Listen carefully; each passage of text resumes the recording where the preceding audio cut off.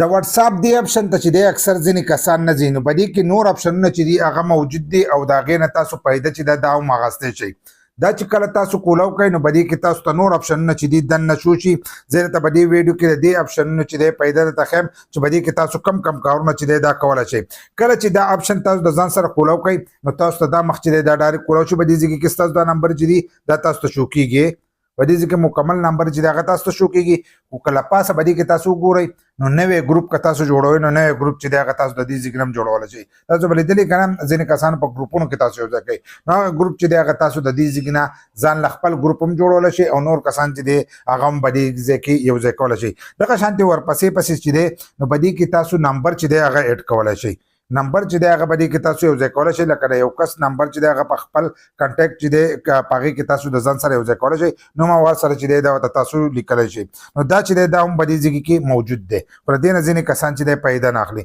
دغه شانتې نیو کمیونټي لیکلي ده لاندې، نو په دې کې کمیونټي لکه تاسو خپل ګروپونه چې دي کمیونټي هغه تاسو دلته کې جوړولی شئ. یو څو ګروپونه هغه تاسو په دې کې یو ځای کولی شئ. نو کمیونټي چې دی هغه تاسو د دې ځای نه چې دی هم جوړولی شئ. د دې ځینې کسانو ته چې دی پته نشته نو د دې ځای نه تاسو هم کولی شئ. او ورپسې اپشن چې دی چټ ویټ اے آیز، لکه ته د اے آی سره چې دی خبرې هم کولی شي. یو خو اے آی مخامخ تاسو ته ښکارېږي دغه که نه، یو اے آی چې دا هغه په دې کې دننه ده.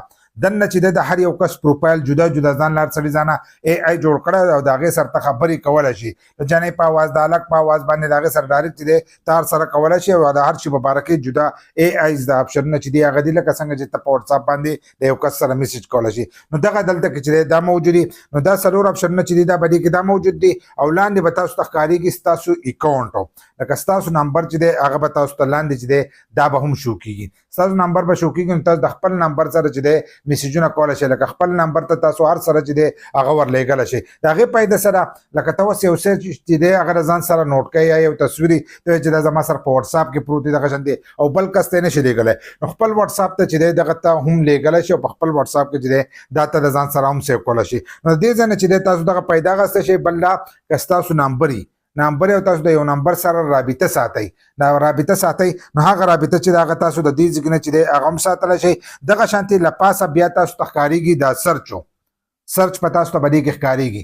نو کله چې دغه سرچ تاسو ووایي دا سرچ او یو کس ته نمبر ووایي، اکثر یو ځای ته خلک لاړ چې هغوی زما سره په واتس اپ باندې دا شی چې دی دا به شیر کړي. نو ځینې کسان ته دغه پته نه لګي چې څنګه دا نمبر ځان سره سیو کړم څه چل وکړم. نو په دې ځای کې له پاسه چې دی په دې کې به هغه نمبر ولیکئ چې څنګه هغه نمبر تاسو ولیکلو، هر یو نمبر چې تاسو ولیکلو نو هغه نمبر ته به دلته کې چې دی چیټ په راشي. نو چې هغه چیټ تاسو ووالو نو ډایرکټ د هغه سره د دغه ځای نه چې دی رابطه کولی شي او نمبر سیو کېدو ته چې دی په دې کې به ضرورت نه راځي. نو د دغه ځای نه تاسو ډایرکټ چې دی په نمبر باندې هم رابطه کولی شئ. نو دا 15 شپږ څیزونه چې دي د دې نه تاسو د دغه ځای نه چې دی پیدا اخیستی شئ او ډېرو کسانو ته به د دې پته نه، تاسو راته ووایئ چې کوم کسانو ته پته وه او کومو ته نه وه د دې.